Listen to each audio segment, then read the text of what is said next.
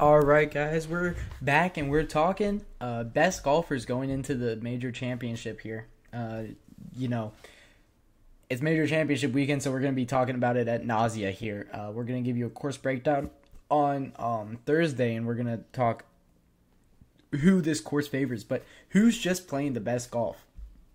It is confirmed Scotty Scheffler and Meredith Scheffler have had their baby, so Scotty Scheffler will be in the field here at Valhalla. And that's a big addition. Like I said in that last segment, you love to see your big guys, or you love to see the best players playing, golf, I guess. And Scotty Scheffler is easily the best player in the world, and I don't think that you can really say otherwise. He leads the golf world in every single statistic besides putting. Best tee to green, tee to fairways hit, greens in regulation, best shots gained on approach, shots gained around the greens, best. If you put a ball at any spot on a hole besides on the green, he is the best at getting it to that green, best at getting it to that hole from that spot in the world. This is a run that we really haven't seen since. I guess maybe John Rahm last year. You could talk about it being a fantastic run. Maybe, Dustin Johnson 2020, Jordan Spieth in his run in 2015 and 2016. And then I really think that this is one of the better runs that we've seen since maybe Rory McIlroy bursted on the scene, winning 4 major championships in quick succession. Scotty Scheffler is amazing. And there's a realistic possibility of him completing a Grand Slam this year. We'll talk more on that on Thursday. That will definitely be a segment that we talk about, and I'm very excited to get into that conversation because that's historic. A Grand Slam is, that's Tiger Woods' level of history, of course. Call it the Tiger Slam for a reason. But yeah, Scotty Scheffler leads the golf world in every single statistic. He is having one of the best runs we have ever seen, but he has also been off for the last month. So we're tampering expectations a little bit when it comes to Scotty Scheffler. And, that might be insane, but is he kind of opening the door from not playing that much golf? Is he opening the door to a Rory McIlroy, Brooks Koepka, maybe? Dustin Johnson could kind of burst on the scene. Dustin Johnson is historically amazing at majors here.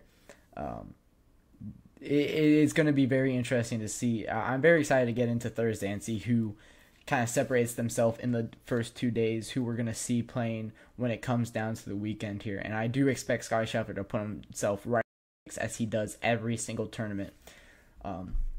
His driving has been what's really been amazing this year. And that's a shock because he's not historically been amazing at driving, but he's been very consistent. His accuracy has been unbelievable off the tee. It's usually his iron plays that we're going, whoo, that guy can stick it 2 inches from the hole way too often. And, it hasn't been his driver in his career, but this year it's been very impressive. He's gained 5 yards, 10 yards with his driver, and his accuracy has gone way up. Not playing from the rough so much, and that's really what got him all of his results so far. It's been very conservative play when it comes to Sunday. He's building that lead Thursday, Friday, Saturday, and then he's very conservative on Sunday. He's not losing tournaments. If you see him in the lead on going into Sunday, if you see him in the top 3 going into Sunday, maybe that might be a good idea to put some money on those odds because he's going to win. He's shown it consistently every week here. He's been playing amazing out of the rough as well. He is the best golfer in the world playing out of the left rough. He has I think he leads the field by 4 strokes when it comes to playing out of the left rough, which is insanely impressive. His recent tournament results is crazy. First at the RBC Heritage, first at the Masters, tied second at the Houston Open, first at the Players Championship, first at Arnold Palmer. His only finish outside of the top 10 all year was a tied for 17th at the American Express Open. What? His only outside of the top 10 was in one tournament he's played in all year. Are you kidding me? This guy is insane. Now, isn't he? And he absolutely is.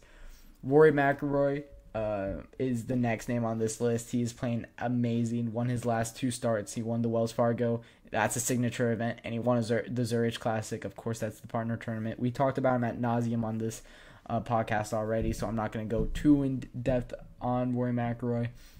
But was the best player with that momentous round 4, and it's going to be very interesting to see how he turns that into the Wells Fargo or into the PGA Championship. He does want this tournament very badly. If you guys have seen the Full Swing documentary on Netflix, I would recommend it. Go check that one out because he really wants to get his 5th. It's been 10 years since his last major, and he really wants to tie Brooks Koepka back up with that 5. So I told you we'll be short. We're talking about Xander Schauffele now. He's the number 3 name on this list. He was the leader for the entire Wells Fargo besides the back 9. From the whole 10 onward, he lost that lead. He is second in the FedEx Cup standings right now, which means he's had an unbelievable season. He's only trailing, of course, Scottie Scheffler, who is having a generational kind of run right now.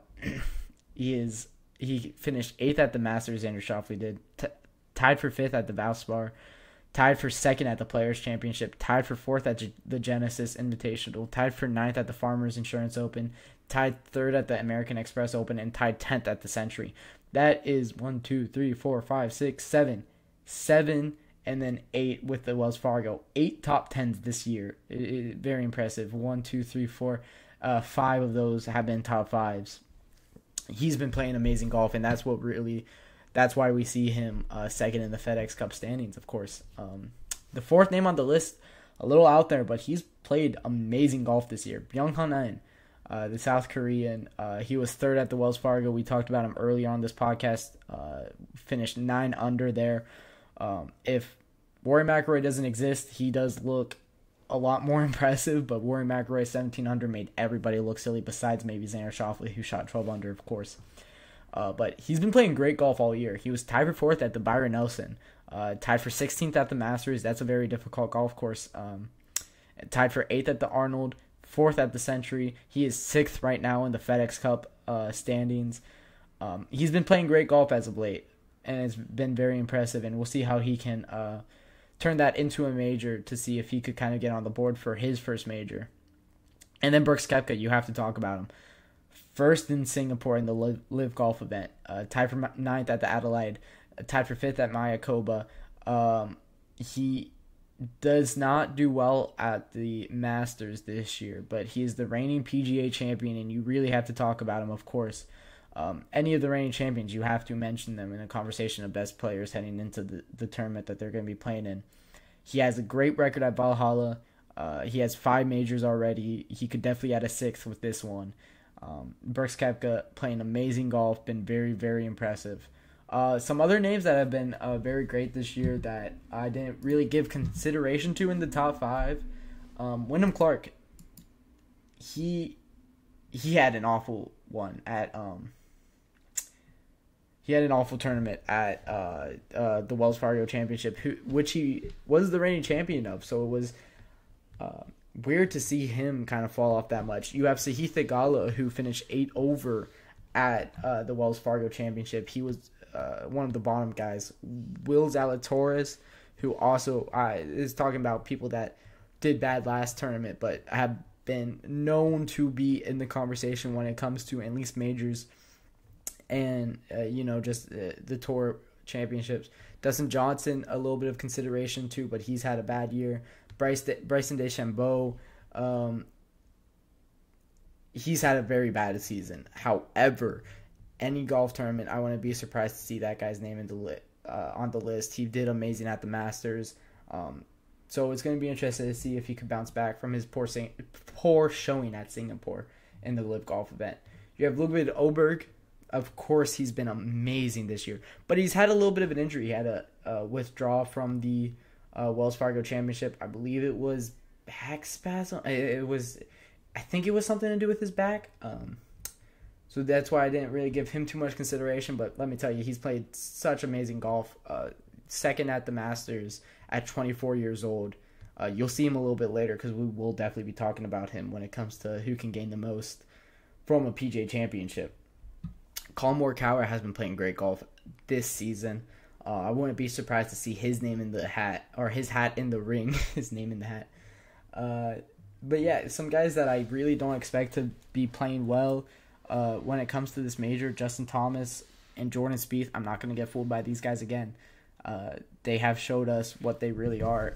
Jordan Spieth more than Justin Thomas. Justin Thomas could turn it on when it comes to any tournament, but Jordan Spieth, man, it's very disappointing. He's injured. It's hard to see, or it's hard to watch. He got off to an opening round like 3 under, and he was like 5th when it came to the Wells Fargo Championship, and it looked like, oh, are we gonna see a Jordan Spieth coming down the stretch here? We're gonna be able to watch him on Sunday? No. He completely fell off in that one. I think he finished 1 under, which made it look a little bit better, but he was still, or 1 under on Sunday, which made his scorecard look a little bit better, but I still think he was like 2 or 3 over on the weekend. It was very disappointing showing, and that's kind of what he is. He's not going to be able to put a golf, until he puts a entire 4 rounds together, I'm not going to be looking at him to win anything, really. But yeah, with that being said, that'll do it for our 4th segment. When we get back, we got a very special segment for you guys talking about the 10 golfers who need to win the PGA Championship the most.